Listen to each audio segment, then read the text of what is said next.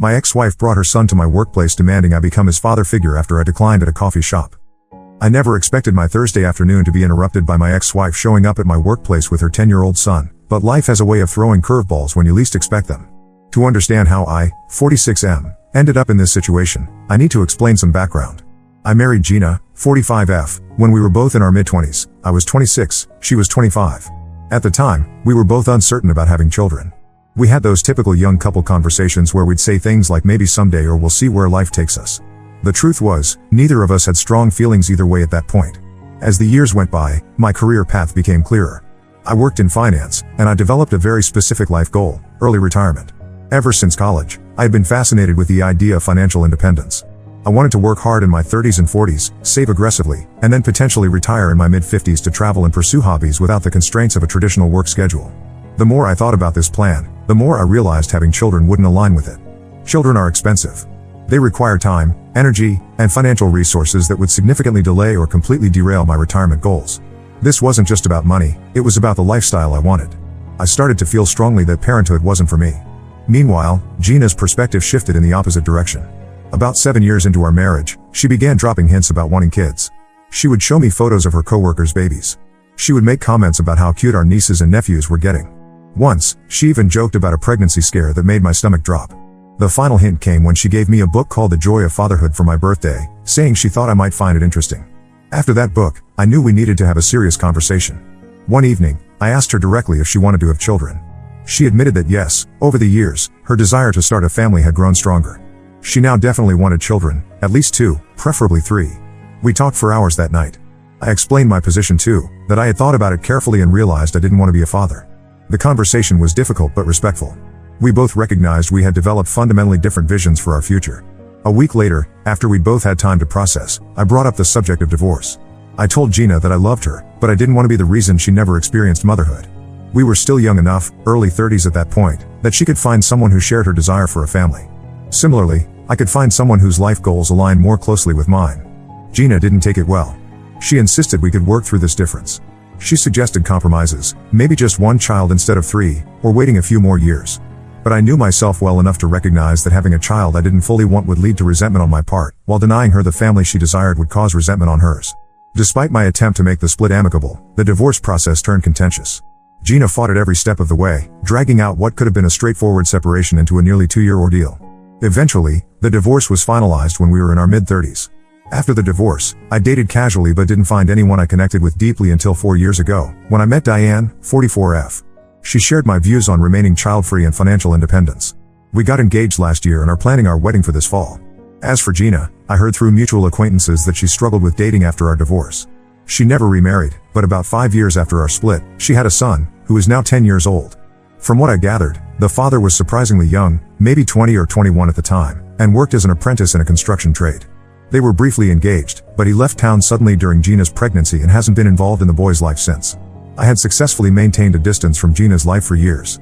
We live in the same metropolitan area but different suburbs, and our social circles barely overlap except for one complication. My sister Melissa, 42F, attends the same church as Gina. They're not close friends, but they see each other regularly at church functions.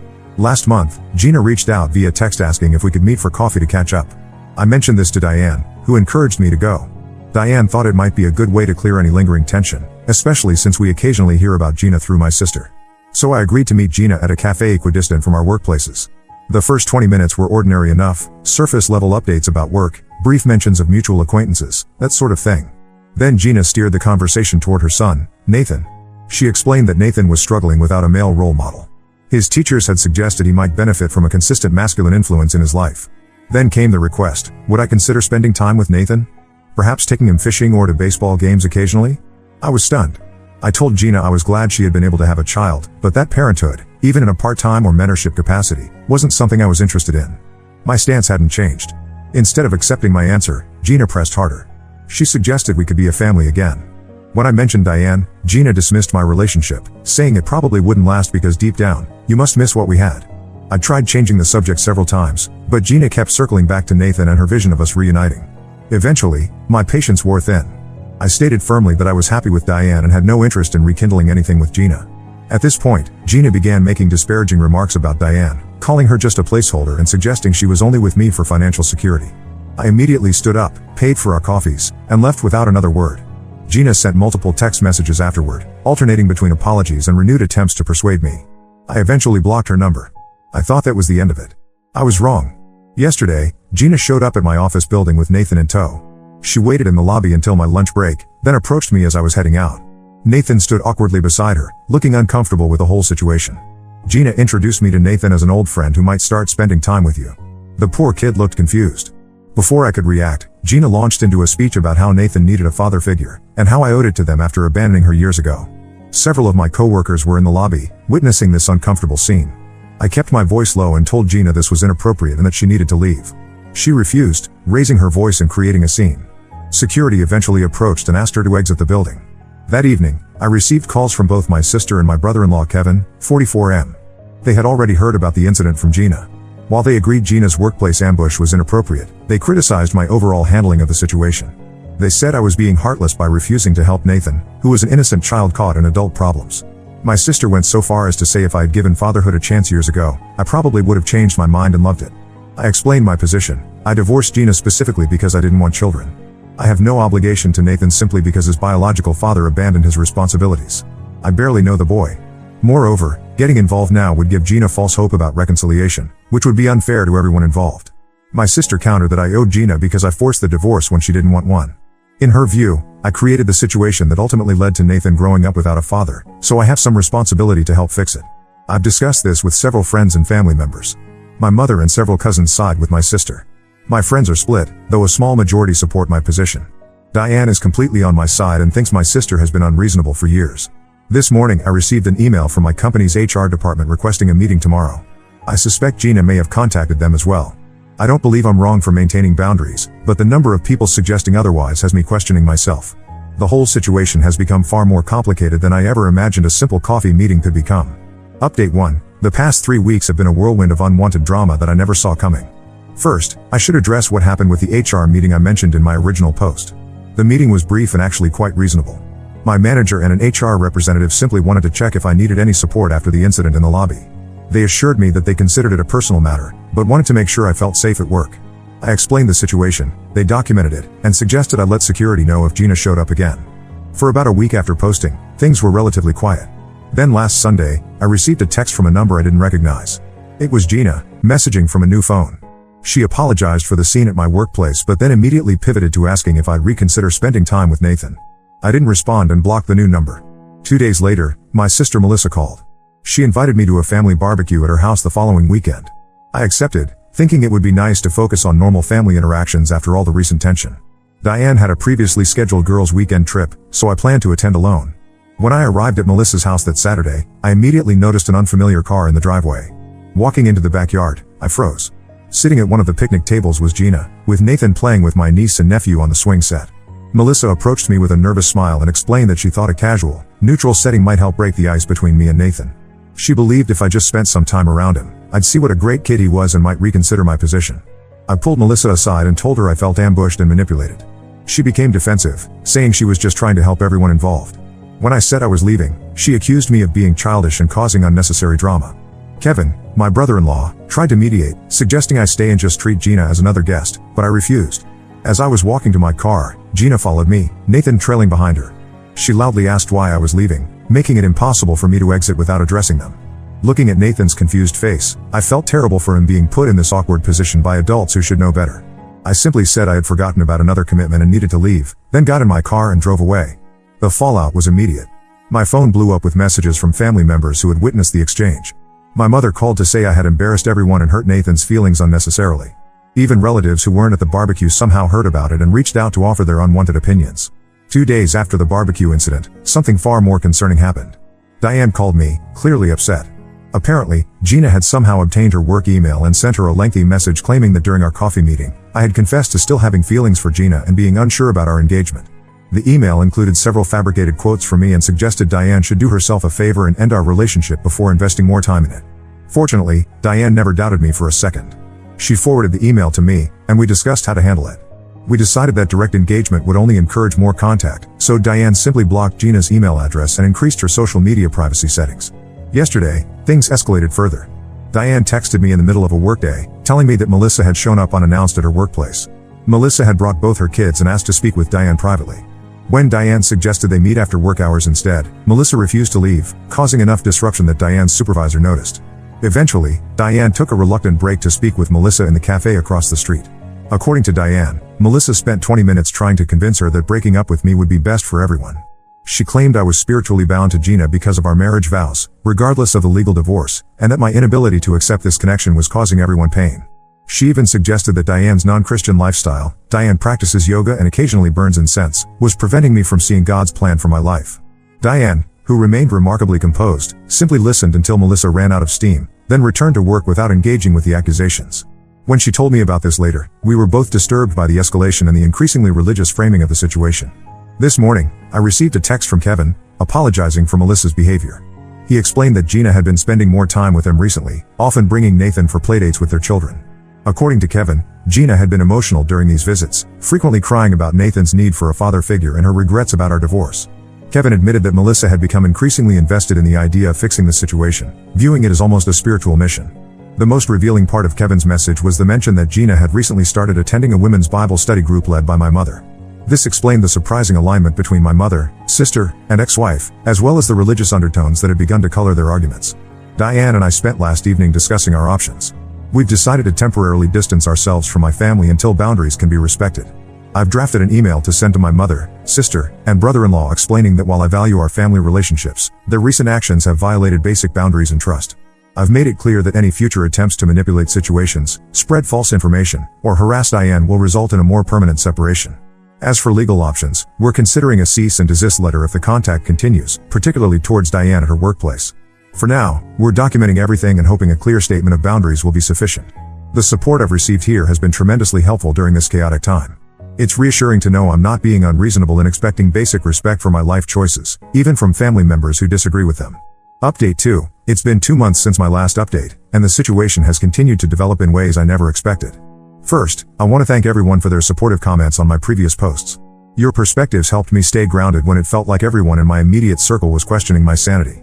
After sending the email I mentioned in my last update, setting clear boundaries with my family, I received varied responses. My mother replied with a brief message saying she would pray for my heart to soften. Melissa didn't respond directly but instead had Kevin call me. He suggested we meet in person to work things out as a family. I agreed to meet Kevin, just Kevin, at a local diner the following weekend. The conversation was tense but ultimately productive. Kevin confessed that while he had initially supported Melissa's efforts to reconnect me with Gina and Nathan, the situation had spiraled beyond what he considered reasonable. He revealed that Gina had been spending multiple evenings per week at their house, often staying for dinner and bringing Nathan for sleepovers with their kids. According to Kevin, Melissa and Gina had formed an intense friendship centered around the idea that I needed to return to my family. They had even begun discussing the possibility of Gina and Nathan moving into the rental property my sister and Kevin owned behind their house, which would make them next-door neighbors. This plan apparently developed without Kevin's full support, and he was uncomfortable with the direction things were heading. Kevin also mentioned something that caught me completely off guard. Gina had started talking about her rights as my true wife in the eyes of God. Despite our legal divorce years ago, she had convinced herself, with apparent encouragement from some church members, that our marriage remained spiritually binding unless one party had committed infidelity, which neither of us had. I thanked Kevin for his honesty and reiterated my position. I had no intention of rekindling a relationship with Gina or taking on a paternal role in Nathan's life. I emphasized that continuing to push this agenda would only damage my relationship with the entire family. 2 weeks after this meeting, Diane received a certified letter at our home. It was from Gina, handwritten on stationery with a church letterhead. The contents were disturbing. Gina formally forgave Diane for interfering in a covenant marriage and expressed her willingness to welcome her as a friend once Diane accepted the truth and stepped aside. The letter included several out-of-context biblical quotations about marriage and family obligations. Diane and I were sufficiently concerned by this escalation that we consulted an attorney. The lawyer advised that while the letter itself didn't constitute harassment under local laws, it established a pattern of behavior that could support future legal action if needed. We decided to have the lawyer send a formal cease and desist letter to Gina, copying my sister as well. The response was immediate and explosive. Melissa called me, more angry than I've ever heard her. She accused me of bringing lawyers into a family matter and threatening a struggling single mother. She claimed I had changed since meeting Diane and that I was now someone she barely recognized. During this call, Melissa inadvertently revealed something significant. She had been helping Gina compile a spiritual case for presentation to the church elders, documenting why our divorce was invalid in religious terms and why I should be encouraged to restore my family with Gina and Nathan. This explained the coordinated pressure I had been feeling from various church members, including distant relatives who had suddenly taken an interest in my personal life. I ended the call by telling Melissa I needed time away from this situation and would be stepping back from family interactions for the foreseeable future. I blocked her number immediately afterward, knowing it would only lead to more heated exchanges. Last week, things took an unexpected turn. I received an email from Kevin using his work account. He informed me that he and Melissa had been having serious marital problems for months, predating the current situation with Gina. He had moved out temporarily and was staying with his brother. While he didn't go into details, he mentioned that Melissa's increasing religious devotion and her fixation on my situation with Gina had been contributing factors to their conflict. Kevin also shared something that helped make sense of Gina's intense focus on reconnecting with me. Apparently, Nathan's biological father had recently returned to town. He had contacted Gina expressing interest in establishing a relationship with his son and potentially seeking formal custody arrangements. This development had triggered Gina's panic about securing a different father figure for Nathan, specifically me, before the biological father could complicate the situation. This information shed new light on the timing and intensity of Gina's efforts. What I had interpreted as merely unhealthy attachment to the past was actually a strategic attempt to create a new family narrative before Nathan's biological father could enter the picture. Yesterday, I received a text from my mother. It was brief but significant. She wrote that after prayer and reflection, she had come to believe that the church group had overstepped in their involvement with Gina's situation. She didn't apologize for her own role but suggested a family dinner next month to start fresh. I haven't responded yet, as I'm still processing everything. Diane and I have accelerated our wedding plans. Rather than the larger ceremony we had initially planned for the fall, we're now organizing a small destination wedding in June with just a few close friends. We've also begun house hunting in a city about 3 hours away where Diane has been offered a promising job opportunity. While the situation isn't fully resolved, I feel we're finally taking concrete steps to move forward with our lives despite the ongoing drama. I'll update again if there are significant developments, but for now, we're focused on building our future rather than managing the chaos of the past. Update 3. It's been 6 months since my last update, and I felt I should provide a final closure to this chapter of my life for those who have followed my situation from the beginning. Shortly after my last post, Diane and I went through with our small destination wedding in June. We invited only our closest friends and my father, who lives across the country and has been divorced from my mother for decades. The ceremony was peaceful and exactly what we wanted, a stark contrast to the chaos that had consumed the previous months. A week after returning from our wedding trip, we closed on a house in the city where Diane received her job offer. The move happened quickly, we hired professional movers and were settled in our new place by early July. I was able to transfer to a branch office of my company in the same city, which meant a lateral move career-wise but offered the fresh start we needed. Before leaving, I met with my mother for lunch. She had continued to reach out with increasingly conciliatory messages, and I decided it was worth one conversation before moving away. The meeting was tense but civil. My mother admitted that the church group had become overly involved in Gina's situation and acknowledged that some boundaries had been crossed. However, she stopped short of a full apology, maintaining that everyone had acted out of concern for Nathan and what they believed was best for all involved. I kept the conversation brief and factual, informing her of our completed wedding and imminent move. I provided my new address but made it clear that any future relationship would depend on respect for my marriage to Diane and the life choices we had made together. My mother seemed subdued by the finality of it all, perhaps finally realizing that the pressure tactics had only accelerated my departure from their lives rather than bringing me back into the fold. As for Melissa and Kevin, their marital issues continued. Kevin moved back home briefly in August, but according to mutual friends, he moved out again in September, this time more permanently. He has since filed for divorce, citing irreconcilable differences. While I maintain occasional contact with Kevin via email, I haven't spoken directly with Melissa since before our move. The most significant development concerns Gina and Nathan. In August, I received an unexpected email from Gina. The tone was markedly different from her previous communications, formal, almost businesslike. She informed me that Nathan's biological father had followed through on seeking partial custody and that they were working with a mediator to establish a parenting plan. She acknowledged that her attempts to involve me in Nathan's life had been misguided and stated that she would not contact me again. This email was followed by a more formal communication from her attorney, requesting that I sign a statement confirming I had never acted in a paternal role toward Nathan and had no intention of claiming any parental rights. This was presumably to strengthen her position in the custody discussions with Nathan's biological father. I consulted my lawyer, who advised that signing such a document was reasonable and would create a clear legal boundary. I signed and returned it, which appears to have finally closed that chapter. Last month, I received a voicemail from my mother informing me that Gina and Nathan had moved to a neighboring state where Nathan's father had relocated for work. The custody arrangement apparently includes substantial time with his father, who has by all accounts stepped up to his parental responsibilities. My mother sounded resigned, almost deflated, as she shared this news. The situation that had caused so much drama had resolved itself without any of their interventions. Diane and I have settled well into our new community. The distance has provided perspective on the entire situation. While I occasionally feel a twinge of regret about the fractured family relationships, I recognize that the boundaries we established were necessary and healthy. Some relationships may heal with time, others may not. Either way, we've created space to live our lives according to our own values and choices. For those wondering about potential reconciliation with my sister or mother, I'm taking a wait-and-see approach. My mother has visited once, a brief and somewhat awkward weekend where she met some of our new friends and saw our home. The visit ended better than it began, with a tentative agreement to try again in the spring. Melissa has made no effort to contact me directly, though I occasionally receive updates about her through Kevin or mutual friends. As for Gina and Nathan, I wish them well but maintain the firm boundary of no contact. I hope Nathan develops a meaningful relationship with his biological father and that Gina finds peace with the reality of our past and present circumstances. Diane and I are focusing on building our life together.